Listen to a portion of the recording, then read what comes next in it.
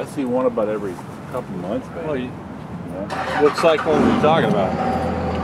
Any of them. Herphies, the Fords. Oh, no, I'm talking about the newer one. He's talking about the Ford. Oh, the old one. Oh, okay. Okay. Okay, never mind. I'm talking about the ones with the Grand National motors. No, they didn't have a Grand National. They had a with a turbocharger. It was a hot vehicle, I think, for a year or two. They had the digital fuel injection from there. Basically the same thing. It was a 4.3 with the turbocharger on it. That's a 2.8. 3 turbo. So that's 3.8. 3.8. It says right there on the hood. Okay. But totally different motor. 4.3 is 5.7 with 2 cylinders cut off. Yeah. But these are 4.3. Same thing. It's a bigger engine, so bigger bore. Nah, it's not. My 94 is standing on the ass. Yeah, this thing, man. I remember this from the day. It's 20 years old watching this car pull in and everybody take off up at Herphies. I miss those days. Do they even cruise anymore? They don't even cruise anymore. That's about it.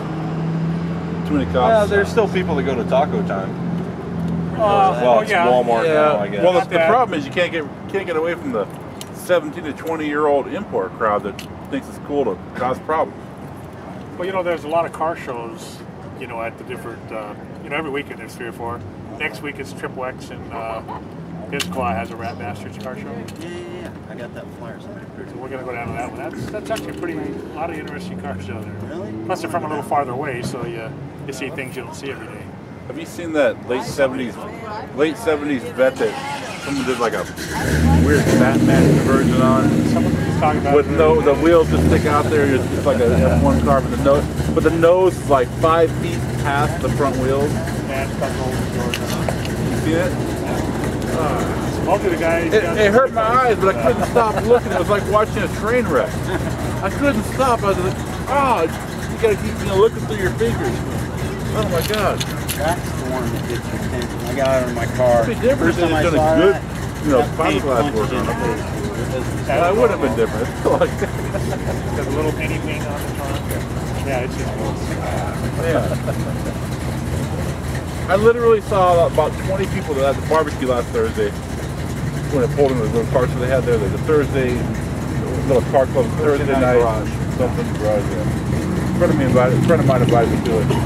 I literally saw about half the people who were eating when it pulled in with their burgers down.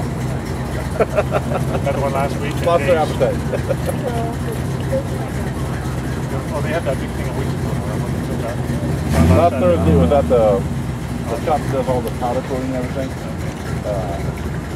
PMM or something like that. PPM. Over there with Smoke Hill. That's pretty cool. Surprised there wasn't. It's like mostly cars that never see the street that drive through the car show. Yeah, I've been at a few of their shows.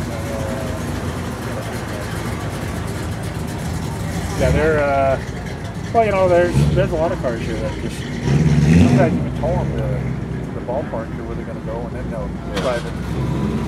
I just don't get it. That's just not me, I guess. Tow a show car around, I guess.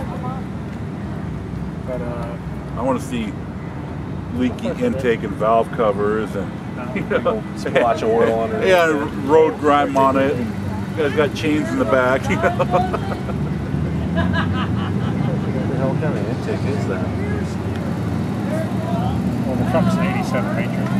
So the car is an 87 Ranger. Oh, it's a 6 that? Yeah. So the edge and everything, they use all the pieces of it. Instead of just a piece of junk you have laying around. That's cool. Modern. That's kind of cool. Can he see out of it though? Man. We took it to a big show down in Graham a month ago. I guarantee you I couldn't see out of there. And he got a lot of That's attention. My head would be dented up in the roof. It looks like the door started out as a Ranger. Yeah, it's an 87 Ranger. Oh, really? You know what? There's a lot of hours that went into that thing. I've seen a lot worse. They're ready to. Yeah, it's out here. Yeah, the wife's off work. Yeah, it's good to see this thing around, man. This is something from our childhood. Childhood. Well, 20 years old, you know. Yeah, me too. 21. Well, I got it. Already had a kid at that time, though. What's that? I got it in March of '74 and I started racing a week or two later. The motor I had in it ran good enough so at least it kind of competed with, I could, There had to have been one. beat a few cars here and there. There has to have been one time in the last few years where we've actually tried to halfway count how many wins you've had. Well, What's your guesstimate? between this and all the cars I've had, I figure I probably had somewhere around 1,000 street races. I probably lost about 30. 30. The losses you can remember. Yeah. You can picture seeing that guy's taillights. Yep. So The green 70 Camaro or 70 to 73 that stubbed out. Is that guy competition for this car? Oh my God! he had that run real good. I know it ran pretty good. I remember when he first brought it up there to Herphies. He's got a mid-60s vet now that runs 640. What's that Camaro run though? Yeah, ran a best of I think 950s. He was kind of equal to me. We probably raced each other probably about 8 times, and he probably won 5, I won 3. So he's one of the few cars that actually had a good record against me. Yeah, I know. I've seen it up here a couple times. I haven't seen it, last time I saw it was up at Herphies. I never seen it out on He the got rid street. of 10, 12 years ago. He had he had some 55 Chevys that were all racetrack only, and he got them running like mid to low 9s, and then he started going into the fiberglass or the carbon fiber Corvette bodies. And I think he got like a 648. He had the record up in Michigan in Canada, 1.4 street car. It's not really a Supposed street car, yeah. Carbon fiber Pro Mod body, 2-frame chassis. Yeah, he Had a VIN number though.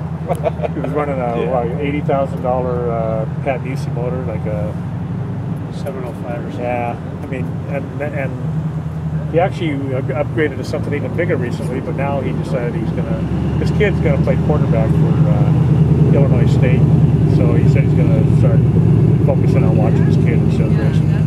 So we'll get down to one real street car then. He's actually got like a mid-60s vet. I think he drives on the street. And a 55 Chevy they're both, immaculate, Yeah. That is. That's it. Eric's big. Oh yeah, there was a nasty Vega too. He says he knows where it is. He did. Yeah. That guy was from Oak Harbor, wasn't he? The Vega? I know there were 1 or 2 cars that used to show up there that were pretty quick that were from Woodby Island in the early 90s. The little Monza? I think so.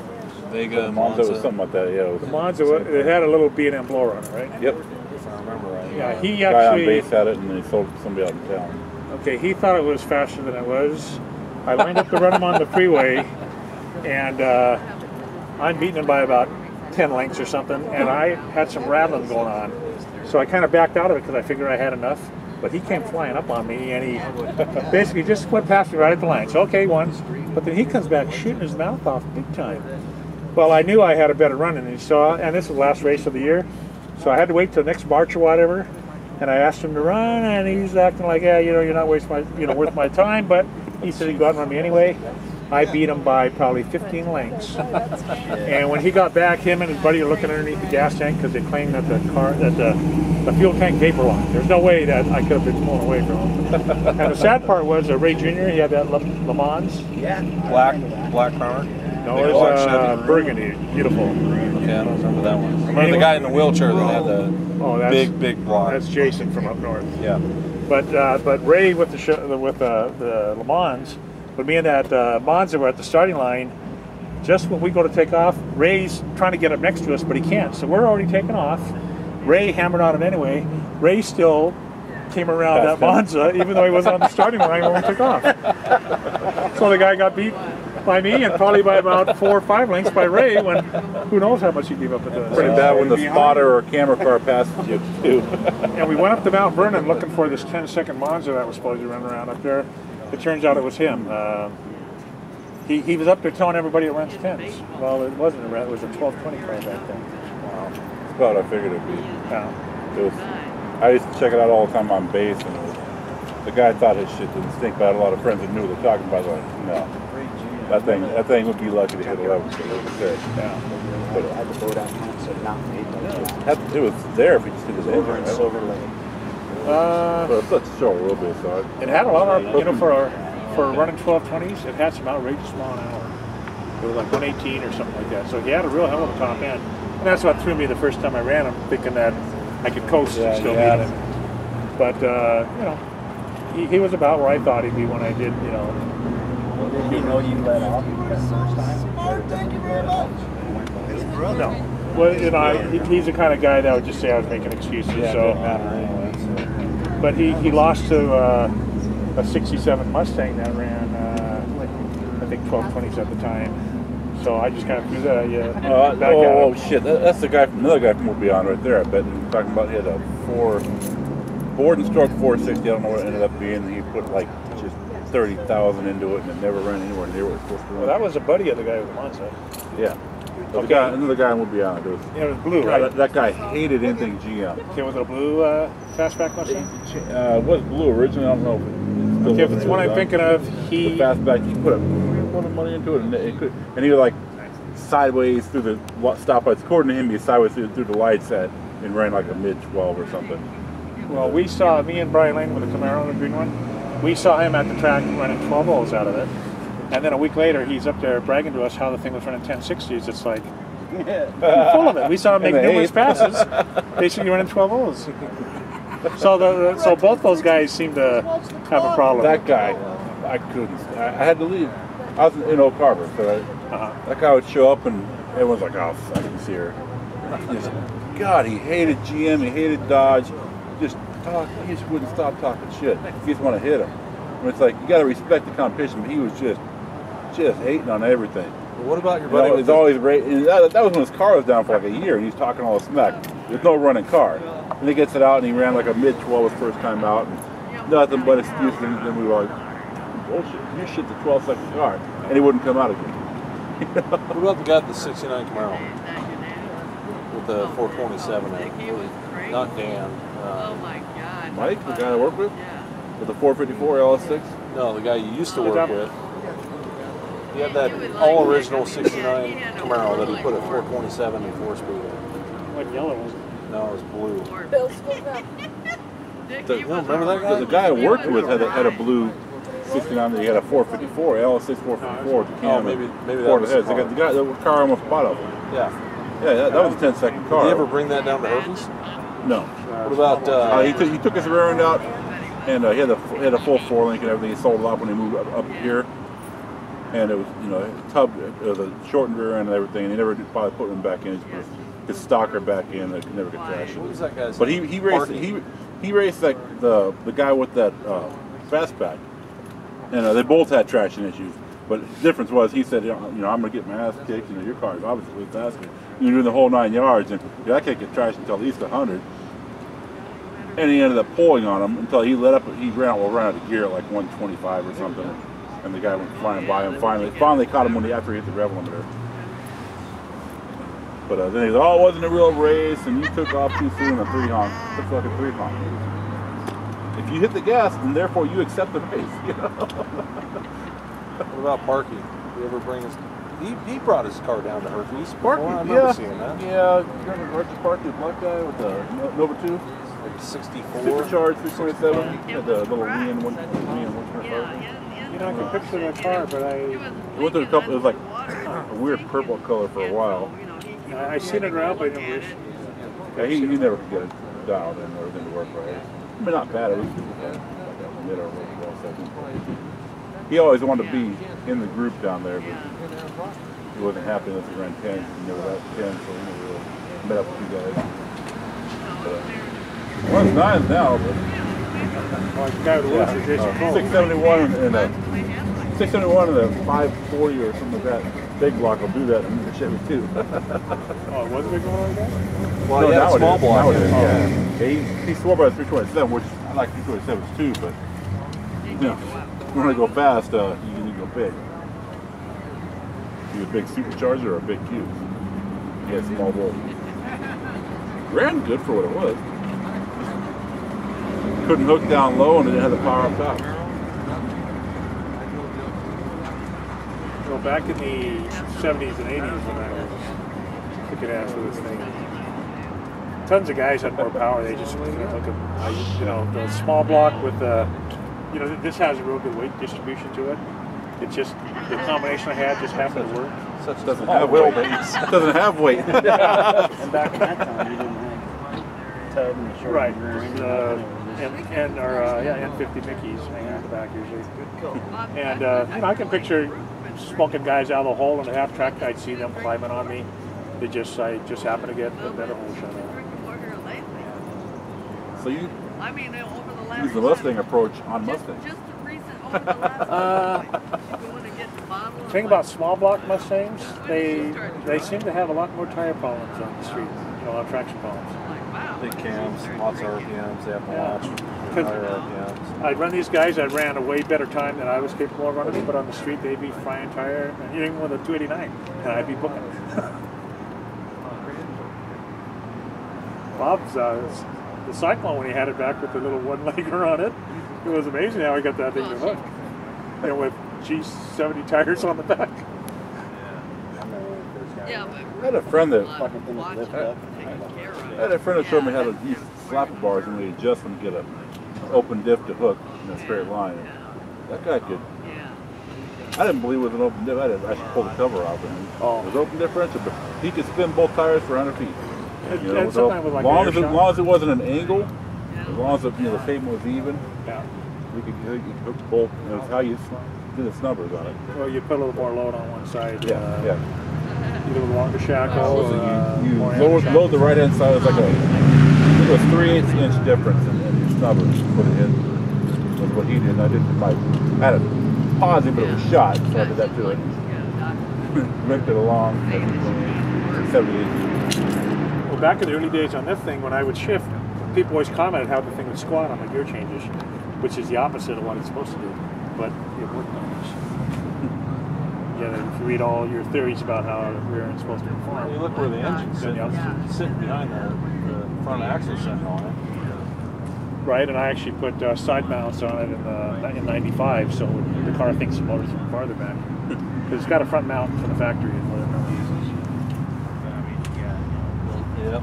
Like right now, or when I was running it with the other motor, and it weighed 2780. You know, and I had 48s and 48s. Actually, back then for a while, I was running 36s. That's Honda Accord territory. With the cage. Yeah, that thing's cool, man. It's a blast from the past. It is, for this area. I'd love to run you, but I don't want you to get tired.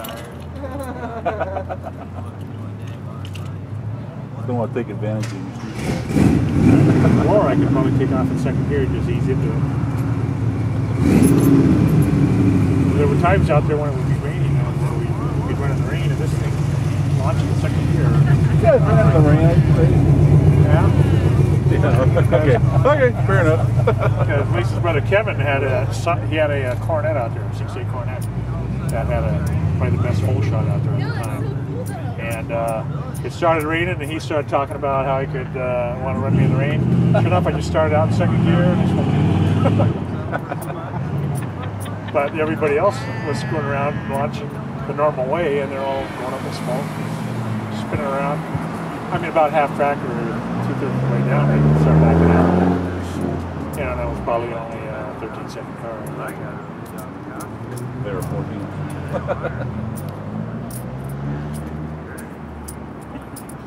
All right. Well, let's head back. Yeah. It was nice to meet you. T-Bar, huh? What's that? You work for T-Bar? No, they do quite a bit of work for us. I work for GLY. Yeah, we're here at First Line Systems. Oh, yeah. Started out. Yep. I was with them for 24 years.